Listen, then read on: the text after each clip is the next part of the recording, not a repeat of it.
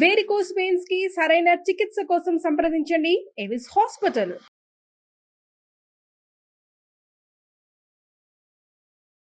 ఓం శ్రీ గురుభ్యో నమః. శ్రీ మహాగణాధిపతయ నమః. శ్రీమాత్రే నమః. కర్కటే పూర్వఫల్గుణ్యాం తులసీకాననోద్భవాం పాండ్యే విశ్వంభరాం గోదాం వందే శ్రీరంగనాయకీం. నీళాతుంగస్తనగిరితటీ సుప్తముద్బోధ్య కృష్ణం పారార్ధ్యం స్వం శృతిశతశిరసిద్ధమధ్యాపయంతి స్వోచ్ఛిష్టాయాం సృజినిగళితం యా బలాత్కృత్య భుంక్తే గోదా తస్యై నమయిదమిదం భూయ ఏవాస్తు భూయః. శ్రీ భూనీలా సమేత గోదా రంగనాథ స్వామినే నమః. ஓங்கியுலகளந்த உத்தமன் பேர்பாடி நாங்கள் நம்பாவை குச்சத்தி நீராடினால் திங்கின்றி நாடெல்லாம் திங்கள் மும்மாறி பெய்து ஓங்கு பெருஞ்சென்னில் ஊடு கயலுகள பூங்கவளை போதில் பொறிவண்டு கண் படுப்ப தேங்கதே புக்கிரந்து சீர்த்தமுலை பத்தி வாங்கக்குடம் நிழைக்கும் வள்ளல் பெரும் பசுக்கள் நீங்கத செல்வம் நிழைந்தேலோ రెంబావాయ్. గోదాదేవి మూడవ నాటి తెల్లవారుజామున లేచి చెల్లులను తనతో పాటుగా స్నానం చేయడానికి రమ్మని స్నాన వ్రతం యొక్క ప్రయోజనాన్ని చెప్తోంది. రెండవ పాసురంలో నియమాలు చెప్పింది. అది లోకమంతా మెచ్చుకుంటుందండి.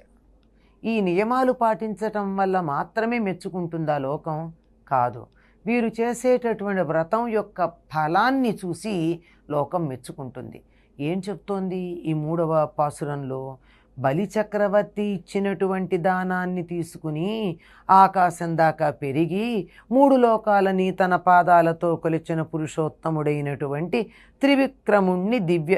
త్రివిక్రముడి యొక్క దివ్యనామాలని మేం గానం చేసి మే వ్రతం అనేటటువంటి పేరుతో స్నానం చేయగానే ఏం జరుగుతుందో తెలుసా?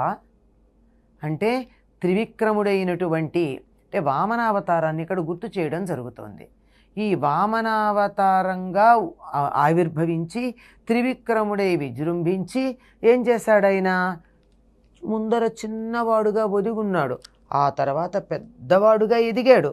ఎదిగి ఆకాశం దాకా పెరిగి మూడు లోకాలని ఆక్రమించినటువంటి ఆయన్ని మేము కీర్తిస్తున్నాం. ఆయన కీర్తించి స్నానం చేస్తున్నాం, ఆయన పేరు మీద స్నానం చేస్తున్నాం. చేస్తే ఏం జరుగుతుంది అంటే 3 వానలు పడి ఈతి బాధలు లేకుండా లోకమంతా సుఖంగా ఉంటుంది.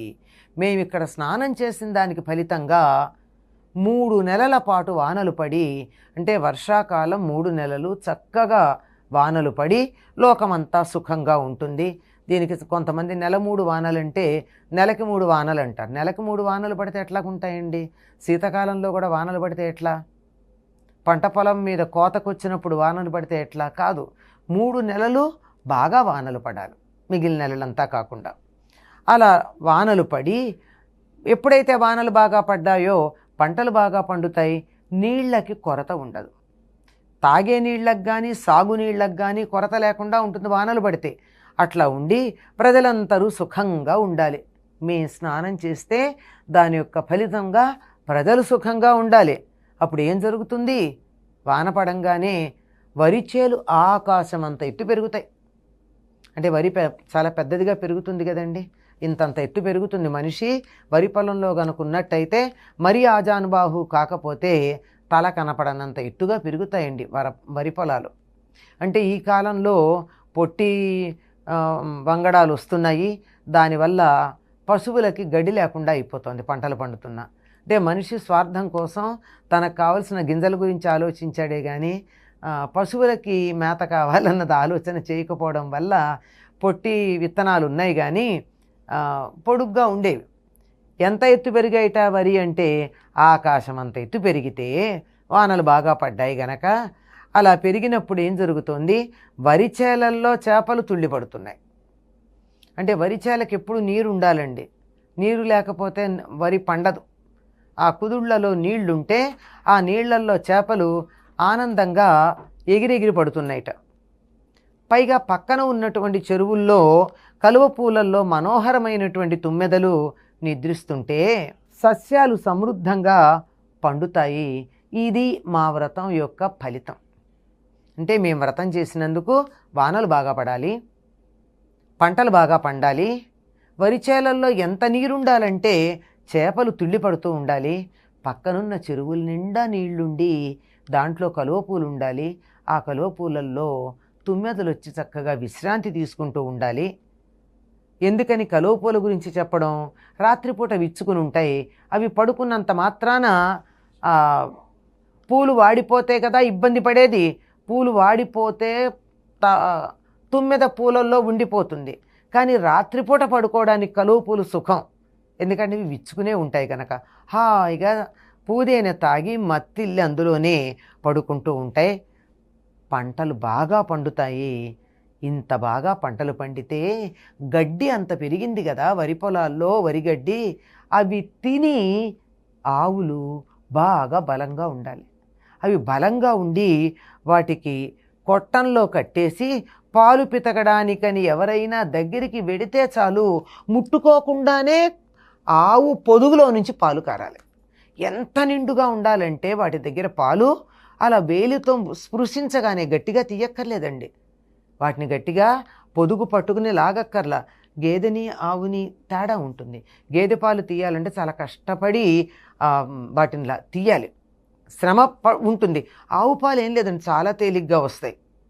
ఎందుకంటే ఆవు చర్మం పలచగా ఉంటుంది, అది మనకి పాలు ఇవ్వాలనే ఒక కోరికతో ఉంటుంది. అందువల్ల వీళ్ళ మాత్రం శ్రమ కూడా పడక్కర్లేదట.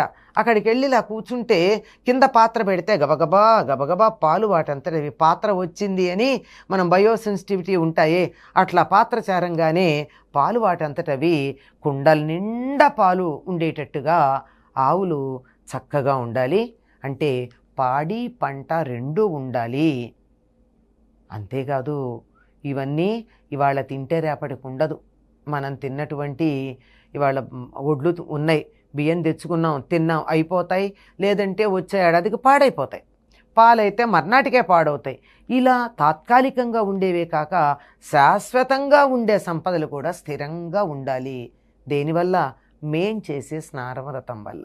మేం వెళ్ళి ముల్లోకాలని కొలిచినటువంటి ముందర ఒదిగి తర్వాత ఎదిగి ముల్లోకాలని కొలిచిన వామనుణ్ణి మేం కీర్తిస్తూ స్నానం చేస్తే దాని ఫలితంగా ఇంత చక్కనైనటువంటి పాడి పంట లోకానికి వస్తాయి అని చెప్పి ఆశిస్తూ గోదాదేవి చెరులందరినీ నిద్రలేవమంది. మన వ్రతాలన్నింటి యొక్క ప్రయోజనం అదే. చేసినటువంటి వాళ్ళు ఉద్ధరించబడడం కన్నా లోకమంతా కూడా బాగా ఉండాలి, లోకానికంతా శ్రేయస్సు కలగాలి అని ప్రార్థనే ఎక్కువగా కనపడుతూ ఉంటుంది. స్వచ్చిష్టమాలికా బంధగంధబంధురజిష్ణవే విష్ణుచిత్తతనూజాయై గోదాయై నిత్యమంగళం. స్వస్తి.